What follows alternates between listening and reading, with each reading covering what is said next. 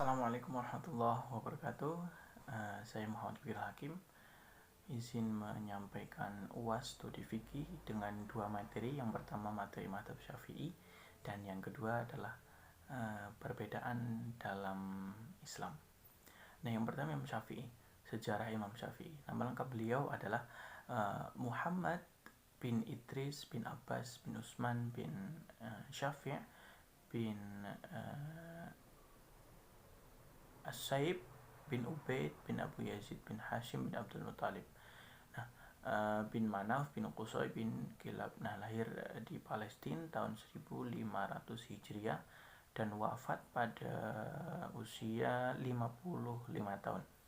Perjalanan mencari ilmu beliau itu sangat panjang ya. Tidak hanya 2 tahun atau 5 tahun. Perjalanan ilmu sangatlah panjang. Ya, dimulai dari belajar di Mekah, yaitu mengkaji ilmu fikih kepada mufti Mekah, yaitu Syekh Muslim bin Khalid Az-Zanji. Kemudian beliau melanjutkannya belajar kepada Abdurrahman Al-Attar dan Muhammad bin Ali bin Syafi'. Kemudian juga beliau menimba ilmu di Madinah kepada Imam Malik. Kajian yang beliau fokuskan yaitu di ilmu fikih, yaitu di kitab Al-Muwatta. Lalu belajar juga di Yaman kepada Syekh Mutrif bin Yazid, di Irak juga kepada Muhammad bin Hasan, dan di Mesir juga Muhammad bin Abdullah bin Abdul Hakim. Nah, kitab-kitab besar beliau adalah yang pertama Risalah, Al-Hujjah, Al-Jami' Al-Kabir, Al-Jami' As-Saghir, Al-Mukhtasar Al-Kabir, Al-Mukhtasar As-Saghir, Al-Fusul, Al-Bayan, dan Al-Masbut. Nah, secara kita berbicara sejarah, sekarang kita berbicara tentang konsep madhab Syafi'i. Nah, dalam madhab Syafi'i ini ada beberapa metode pengambilan hukum. Yang pertama yaitu Al-Quran tentunya, lalu yang kedua Al-Hadis, yang ketiga Ijma', dan yang keempat Qiyas. Nah, Al-Quran ini sebagai sumber hukum tertinggi dari semua metode pengambilan hukum. Yang pertama adalah Al-Quran. Lalu yang kedua adalah kedudukannya sebagai ta'kid. As-Sunnah ini sebagai ta'kid. Tadi Al-Quran adalah sebagai bayan. Lalu di As-Sunnah ini sebagai ta'kid, tabyin, dan tasbit. Karakteristiknya itu yang dapat digunakan, hadis yang dapat digunakan yaitu adalah mutawatir, sahih, ahad, hasan, dan dhaif. Nah, itu di segi hadis. Yang ketiga adalah ijma', kesepakatan ulama di dunia Islam. Adanya ijma', soreh dan sukut, ya, dalil hukumnya itu ijma' soreh. Lalu qiyas di sini yaitu ijtihad individu. Syaratnya adalah yang pertama tahu dan paham bahasa Arab, yang kedua adalah mengetahui hukum bacaan Al-Quran, yang ketiga adalah tahu faraid, uslub, nasikh mansukh, am khas, petunjuk, dan dilalah nas. Nah, selanjutnya adalah mempunyai pikiran sehat dan teliti. Nah, ini yang disyaratkan Imam Syafi'i kepada ulama yang melakukan qiyas. Lalu karakteristik dari mazhab Syafi'i sendiri, yang pertama adalah tidak adanya istihsan dan maslahah mursalah dalam pengambilan hukum. Jadi di mazhab Syafi'i ini tidak ada istihsan atau maslahah mursalah seperti di mazhab sebelumnya. Yang kedua adalah dinamis dan fleksibel. Nah, ini yang menyebabkan mazhab Syafi'i mudah menyebar di dunia. Tidak terkecuali di Indonesia, karena di Indonesia juga terbanyak adalah Imam Syafi'i. Yang ketiga adalah moderat, menempatkan sesuatu di tengah-tengah, tidak berat sebelah, tidak berat kanan atau tidak berat kiri. Jadi itu kelebihan dari salah satu konsep dari mazhab Syafi'i. Dan yang setelah itu adalah adanya qaul qadim dan qaul jadid.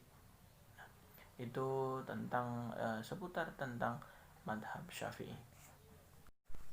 Lalu dilanjutkan dengan perbedaan pandangan ulama fikih. Nah, di dalam suatu pandangan pasti ada penyebab akan perbedaan pandangan tersebut. Nah, Di antara sebab-sebabnya yang pertama adalah perbedaan qiraat.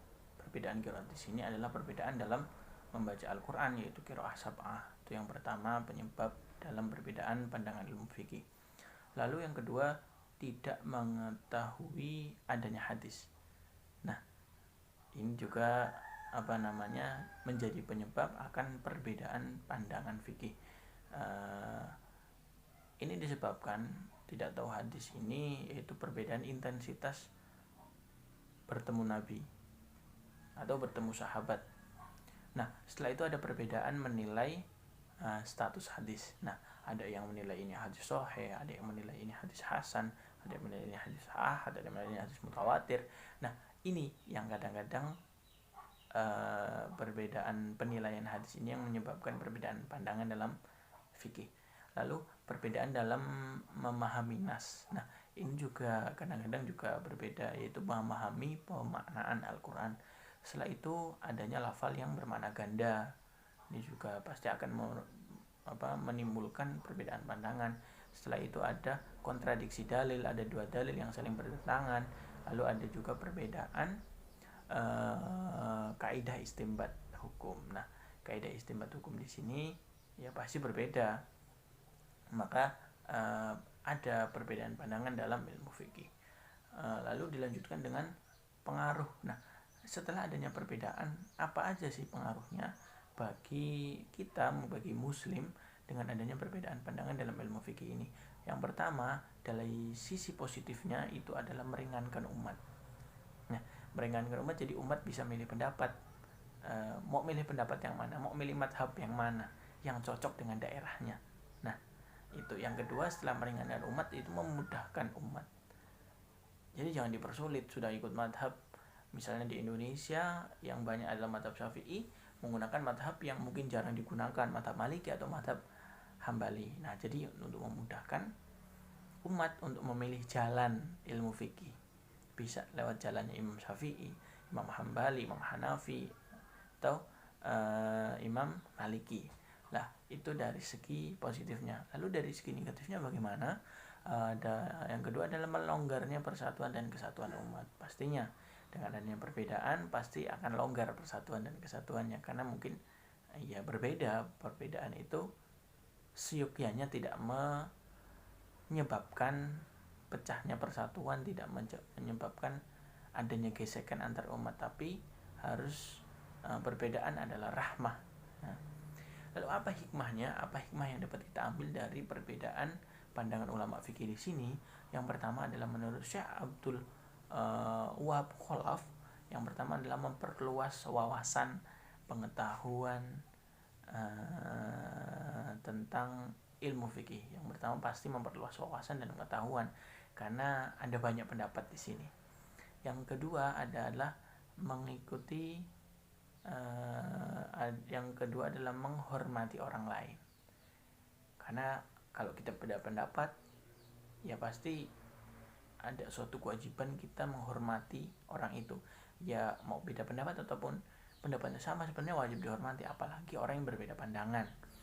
Yang ketiga adalah dasar hukum tidak keluar dari Quran dan hadis. Nah, ini hikmahnya. Lalu menurut Profesor Huzaimah dilanjutkan juga, ada juga hikmah lainnya. Yang pertama adalah membantu kita keluar dari taklid buta. Nah, taklid buta yang hanya ikutan tapi tidak tahu sebenarnya ada banyak loh yang bisa diikuti. Nah, setelah itu adalah mengetahui dasar-dasar hukum para ulama. Dasar-dasar hukumnya apa? Madhab Syafi'i seperti ini, madhab Hambali seperti ini. Nah, apa sih penyebabnya? Jadi kita mengetahui itu. Yang ketiga adalah meningkatkan toleransi. Pastinya dengan adanya perbedaan kita dituntut saling menghormati dan saling menghargai pendapat tersebut. Jangan menjadikan perbedaan pendapat atau perbedaan pandangan di sini sebagai suatu alasan untuk menjadi gesekan bagi kita. Oke, sekian dari saya, kurang lebihnya mohon maaf. Assalamualaikum warahmatullahi wabarakatuh.